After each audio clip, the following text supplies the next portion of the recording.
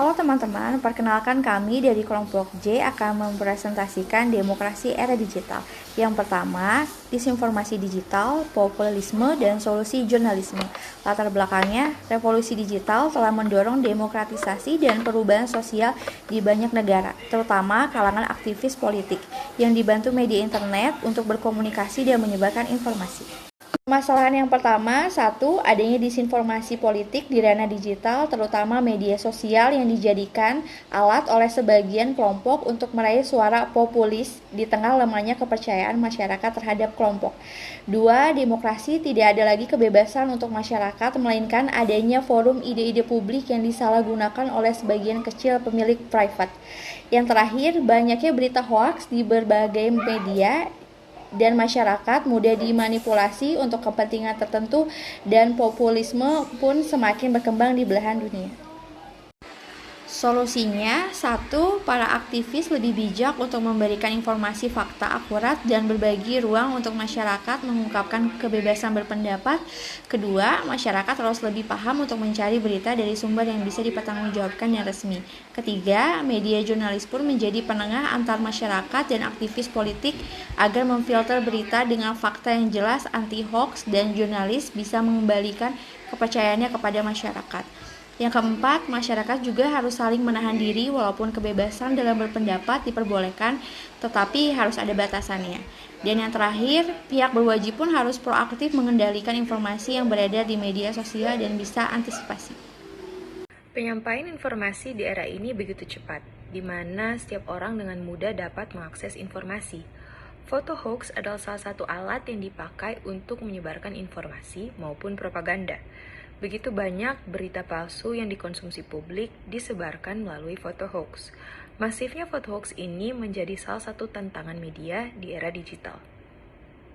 Masalah yang pertama, foto hoax itu dapat digunakan untuk menyebarkan kebencian, isu provokatif, sara, dan berita palsu yang tentunya dapat membuat keresahan dalam bermasyarakat.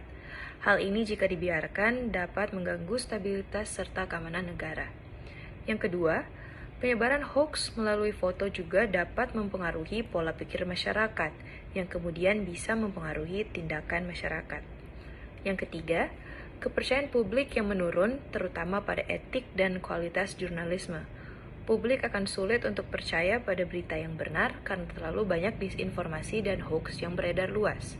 Masyarakat tentunya akan kesulitan untuk membedakan mana berita benar dan mana berita palsu.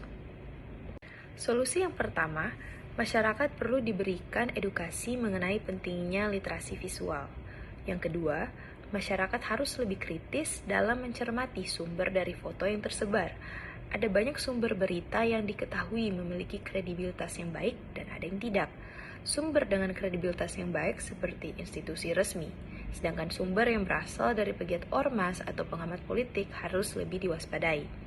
Yang ketiga, masyarakat harus meningkatkan keinginan untuk memvalidasi fakta sebelum mempercayai informasi yang ada. Yang menjadi latar belakangnya adalah dalam sistem demokrasi, media dianggap mempunyai posisi yang penting dan secara ideal diharapkan dapat menjadi penjamin akuntabilitas elit politik dan kontrol rakyat terhadap penyelenggaraan pemerintahan. Mengupayakan agar masyarakat luas di era digital ini dapat berdemokrasi secara damai melalui media digital. Yang menjadi permasalahannya yang pertama, persoalan kuasa media yang lebih banyak mengabdi pada kepentingan politik, yaitu kuasa pemilik media semakin menguat di era digitalisasi media. Yang kedua, revolusi digital menjadikan industri media mengalami pemusatan yang memungkinkan pemilik media semakin mempunyai kekuasaan, baik secara kapital maupun politik. Yang ketiga, objektivitas jurnalis semakin tergerus kepentingan pemilik media yang mungkin dapat menimbulkan praktik jurnalisme buruk atau kekacauan informasi dan media mulai kehilangan kepercayaan dari masyarakat. Solusinya yang pertama, media seharusnya bisa menempatkan diri sebagai saluran netral dalam menyampaikan informasi secara transparan kepada masyarakat.